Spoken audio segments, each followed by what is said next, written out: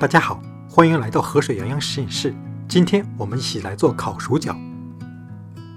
要把这道寻常小吃做得风生水起，土气中透着经验，狂野中带有一丝优雅，还真得花些心思，再加上点神秘食材助阵呢。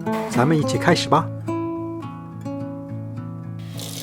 首先把1000克小土豆清洗干净，像这种细皮嫩肉的土豆可以不必去皮，直接切成4等份。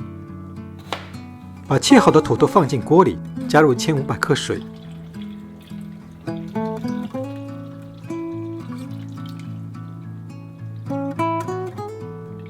放入15克盐，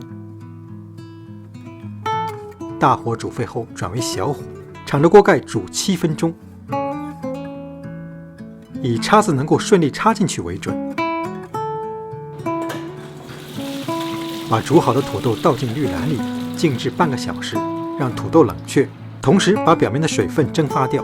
提前把烤箱预热到200摄氏度，如果你的烤箱没有热风挡，那就把它预热到220摄氏度。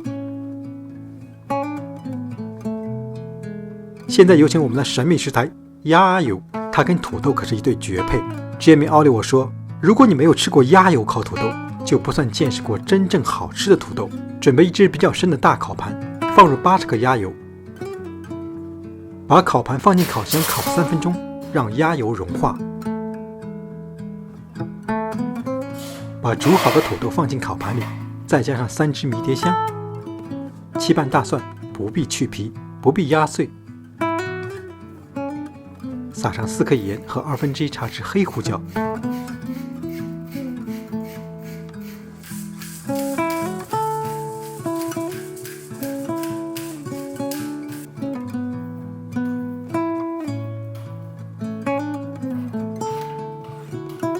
搅拌均匀后，放回烤箱烤20分钟。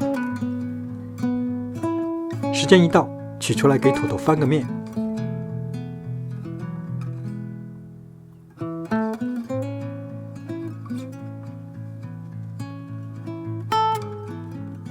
放回去再烤20分钟，直到把土豆烤得色泽金黄，口感外脆里糯。此时，迷迭香和大蒜的香气已经融入鸭油，附着在每一块薯角的外面。夹起一块，还未入口，那浓郁的香味已经如海啸般扑面而来。谢谢大家观看，我们下周再见。